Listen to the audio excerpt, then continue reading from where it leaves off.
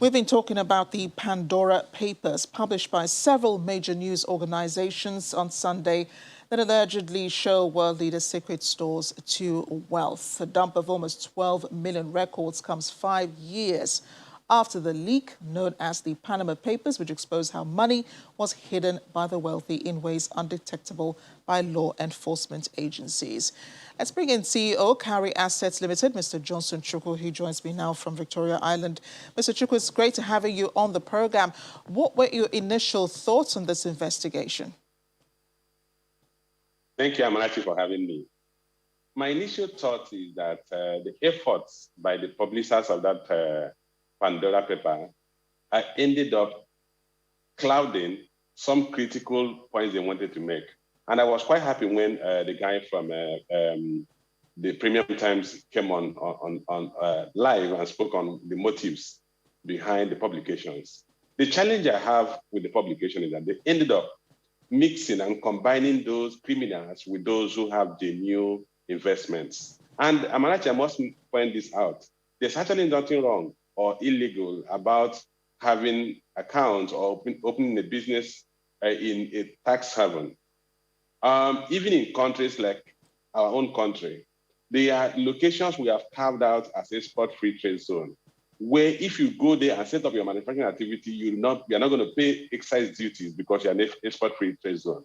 We, at some point, wanted to set up special economic zones where the physical policy that will govern the special economic zone will be different from what obtains elsewhere in the country.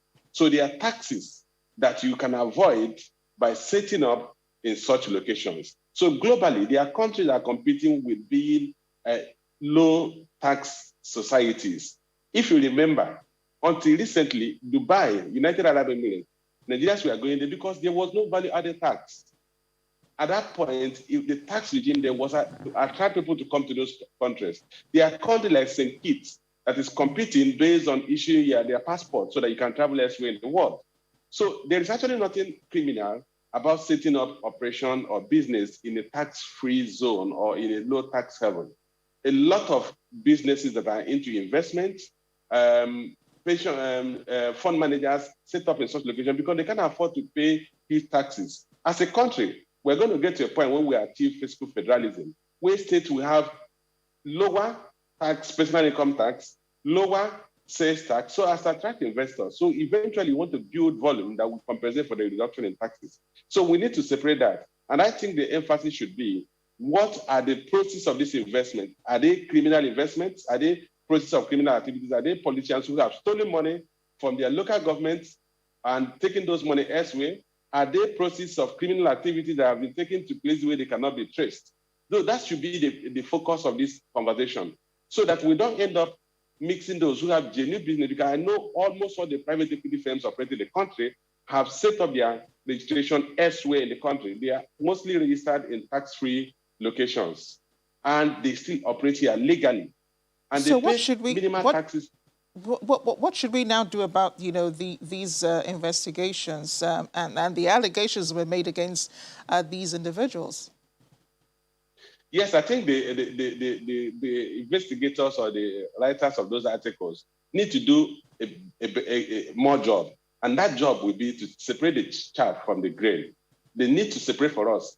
As a society, as a global society that are consuming the output of their work, those who are criminal, those who stole money, those politicians or other corporate leaders, or he mentioned even including church leaders who have stolen money, who are living or proceeds of illegal activities, so that the world can name and shame them. But if you put them and mix them up with people who have genuine businesses who actually set up in low tax societies so that they will optimize their tax, that's what we call tax avoidance. And in text, you have tax evasion.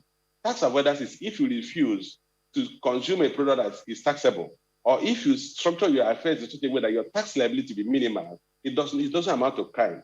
But when you have tax evasion, that means you have actually, you are subject to tax, but you refuse to pay that tax. So in the case of people setting up operations in tax havens, it's called what? Tax avoidance. And if you mix everybody up, we end up judging those who have genuine businesses. I don't want to mention names of private equity operators in the country. Some of the biggest in the country, they have set up in Virgin Island and all those places. And that's where they are registered. So, but if you now mention those who own those private equity firms and consider them as criminals, I think we'll be doing the world a lot of injustice.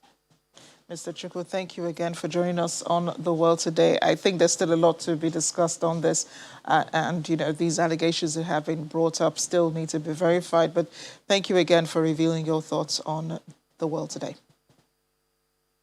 My pleasure.